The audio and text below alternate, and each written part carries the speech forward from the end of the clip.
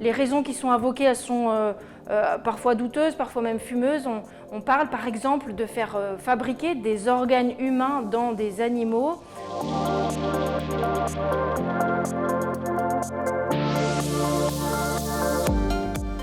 Oui, la loi bioéthique veut autoriser cette recherche sur les chimères animal-homme qui avaient toujours été interdites jusqu'à présent.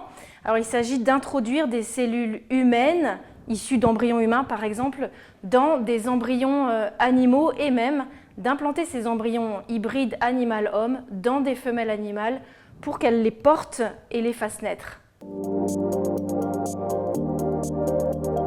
Quelques rares équipes dans le monde travaillent sur cette question en Chine, au Japon et une équipe aussi en France. Alors, les raisons qui sont invoquées, elles sont parfois douteuses, parfois même fumeuses.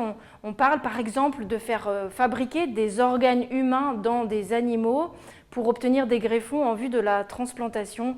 Ça relève, comme le dit lui-même le scientifique qui milite pour l'autorisation de ces recherches, ça relève de la science-fiction. Manipuler le vivant, ça fait toujours découvrir des choses utiles, inutiles, mais la question derrière tout ça, c'est est-ce qu'une potentielle utilité peut tout justifier ? Je crois que le besoin d'encadrer les expérimentations scientifiques et donc de se doter de ces lois bioéthiques est né aussi de cette question. Les premières lois, elles étaient certes pas parfaites, mais elles avaient ce mérite de poser des principes et des limites. Alors, je crois que ce sujet des chimères, il est assez emblématique au fond de l'esprit qui anime la révision de cette loi. On fait miroiter des pseudo-progrès dans un esprit vraiment de toute puissance qui entend lever tous les verrous derrière des motifs scientistes, économiques. Et les tenants de cette déconstruction bioéthique sont un peu en mode « testons tout et après notre vote, le déluge ». Ça pose pas mal de problèmes, on parle quand même de croiser un embryon animal avec des cellules humaines.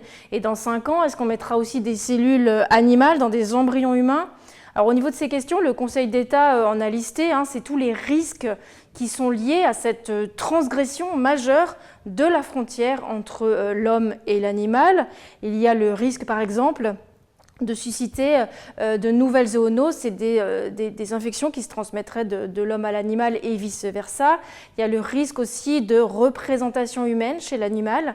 Il y a le risque que les cellules humaines migrent aussi vers le cerveau de l'animal. Et au fond, est-ce qu'un animal humanisé est toujours un animal ?